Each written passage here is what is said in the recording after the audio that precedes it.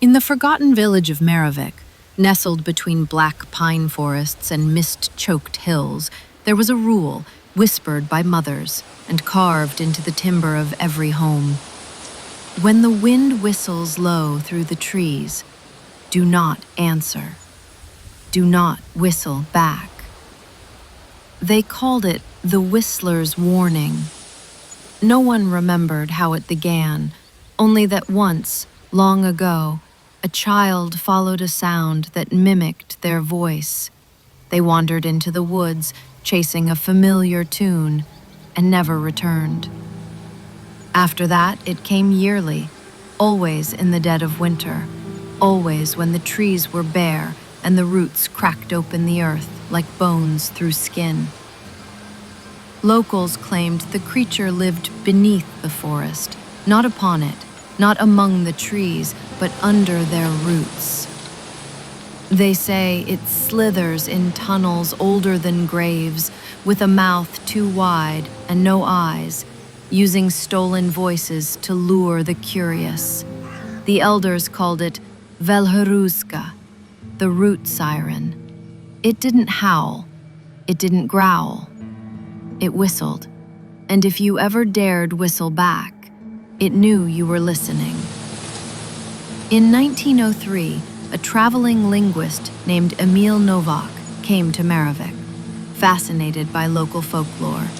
He scoffed at the stories, called them rural superstition, and set up camp near the forest edge. Villagers pleaded with him not to stay after dark, but Emil had a phonograph and a notebook full of confidence. That night, he heard it. A clear, human-like whistle. Short, 2 notes, repeated. It echoed just beyond the tree line. He waited. It came again. So he did the unthinkable. He whistled back. The silence that followed was instant. No wind, no birds. The fire didn't even crackle. It was as if the world paused. Then, a third whistle. Different, closer, wrong. He lit his lantern. The light reached only inches beyond his tent, but in that shallow glow he saw the earth move, roots shifting like knotted fingers, like something underneath was crawling upward. He ran back to the village, panting, pale, shaking. The sound followed him, not in the air, but beneath the ground. That night, Maravik didn't sleep. In the morning, they found Emil's phonograph. The wax cylinder inside had recorded everything. The wind, the whistle, the reply, the silence. And then, scratching, like fingernails on wood. Then breathing, wet, guttural, close, but no scream. Only the sound of something being pulled downward, slowly, like roots dragging meat back into the soil. They buried the machine.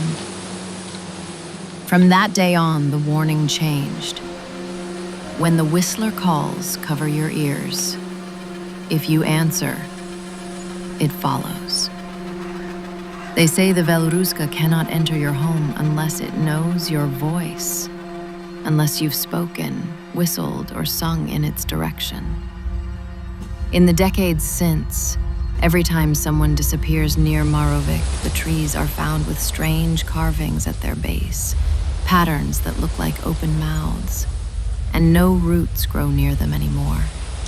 The ground rejects its own skin. Now, some say the whistler has grown bolder. It travels beneath the old rivers, under highways and sewers, waiting for another voice to answer.